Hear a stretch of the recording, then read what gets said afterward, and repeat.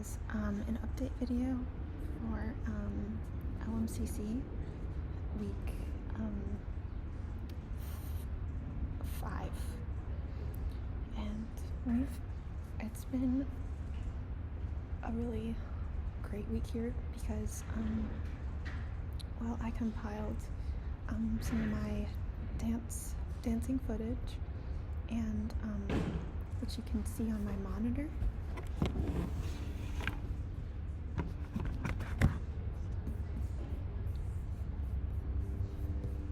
Oh, it's very hard to do. It's okay.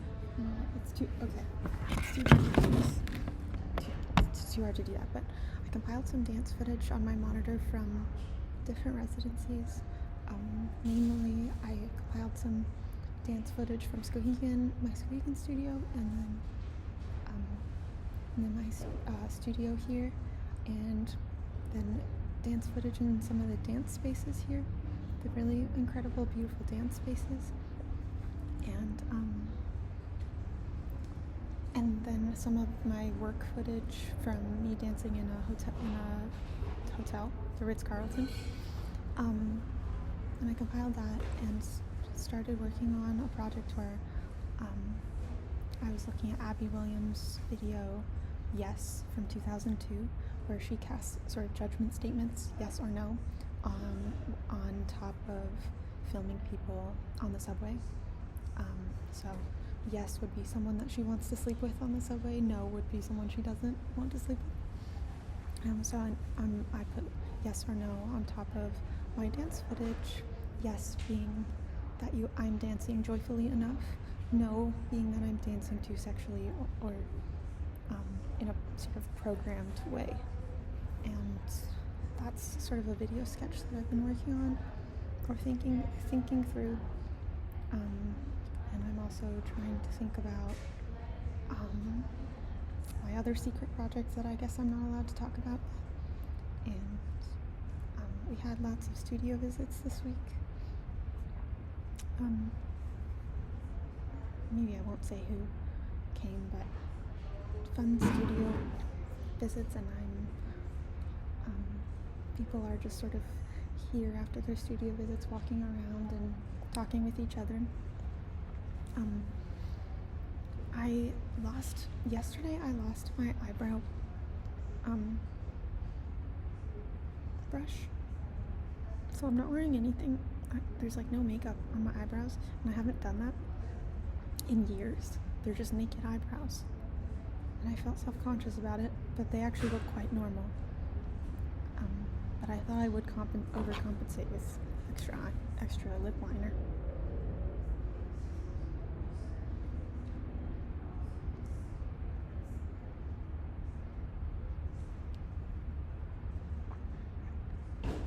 But it does look normal, and I re-bleached my hair and put it in braids. Don't usually do that, but it feels kind of like the vibe. I just wanted to keep a simple outfit today.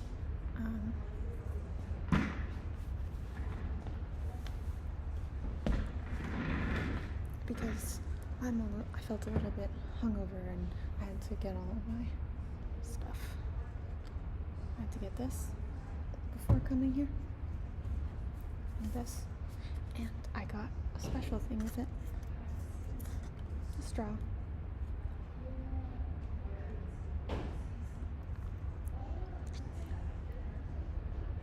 Pedialyte is my favorite thing in the entire world, and I don't think I could live without it. And I was introduced to Pedialyte only later in life through my regular, who I was faking a tummy ache because I had to get out of the work situation for some reason. To go to a better, more profitable work situation. So I faked a stomach ache, and then he recommended I drink Pedialyte. And it's changed my life, actually. He's changed my life by introducing Pedialyte to me. It's like the best thing in the entire world. I have my water.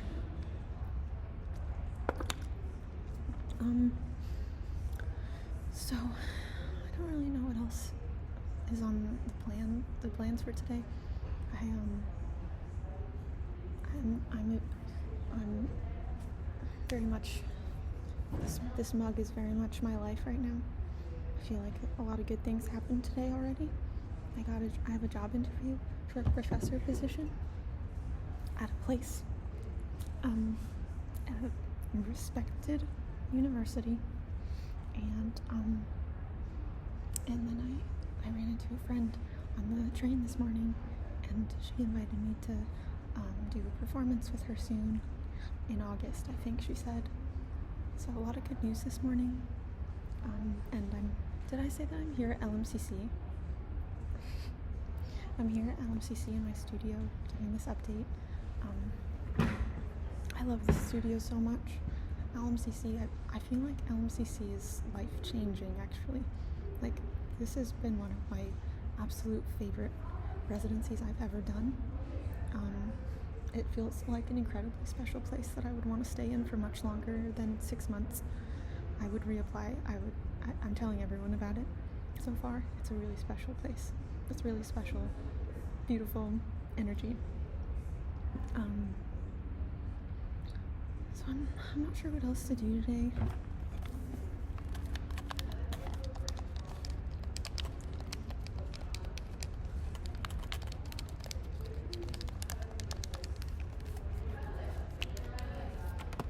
Maybe I could dance a little bit in the space, but I think I feel too physically a little bit tired to do that. I'm not sure. I think I'm just gonna sit tight, stay here for a while. I'm enjoying being here. It's sunny out, as you can see, a little bit cold outside, but sunny.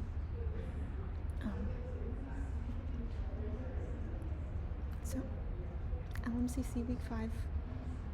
Everything's beautiful. I have my favorite work pants on. I don't know if I'll keep doing braids. There's a little bit of a vibe. Good vibe.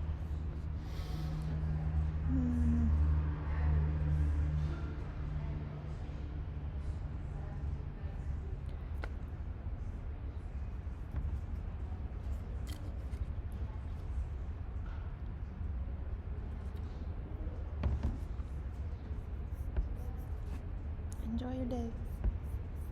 I can't stop it now because my mouse is on my monitor. I'm trapped here in the photo booth.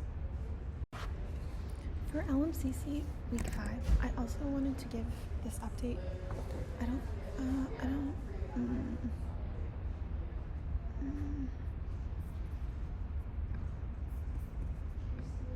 Okay. Anyways, I also wanted to give this update of this project I've been thinking through and working on for a while.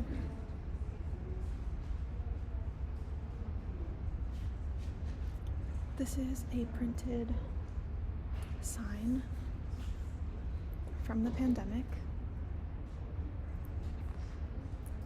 So this is from the club Little Darlings, and it reads "Coronavirus-free lap dances."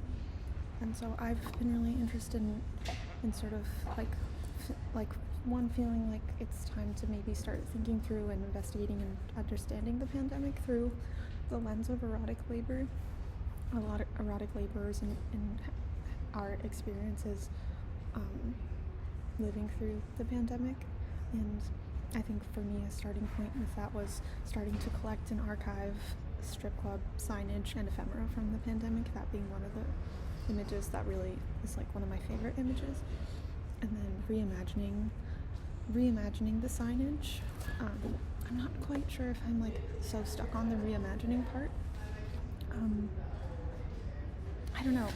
I'm like, the archiving feels more important than the reimagining. Maybe just like at this stage, but this is part of the reimagining of the signage, and it reads, "Our girls are at home, safe, being supported by the rich club owner and given health care, and also you cannot come back as a patron until you financially supported your favorite girl during this pandemic. Be respectful, be empathetic, thanks." Oh, yeah, no, it's okay, don't worry. And so, yeah, I'm just like working on that. And I don't know, yeah, maybe like I need to make a video game, like the archive into a video game, or just use the visuality of even just this image as a starting point.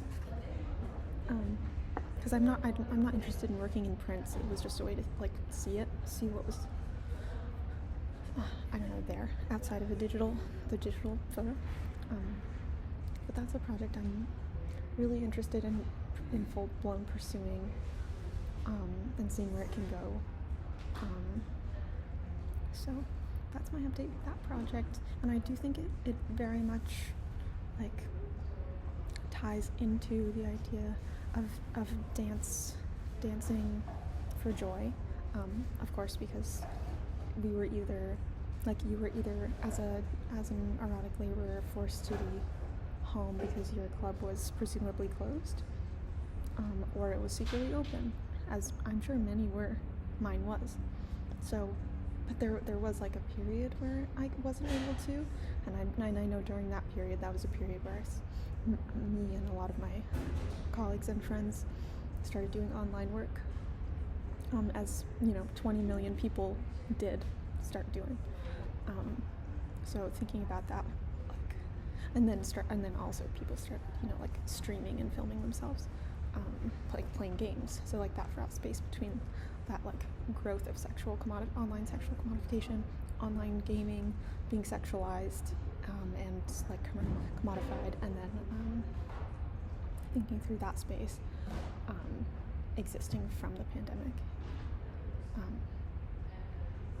And then this also ties into like thinking through online censorship, like the reimagining part and rewriting part is another way to think through like the online censorship that happens online, where like if you were like starting from the pandemic, if you were forced to work online, even for a small period, if you're whatever, and then you were forced to make your livelihood that way, and then it became impossible to sort of navigate the language of or like TikTok or something, or Reddit, and it felt impossible to navigate what would make your account banned, and the algorithm was like constantly like learning what emojis meant that kind of labor, and then your account would be banned.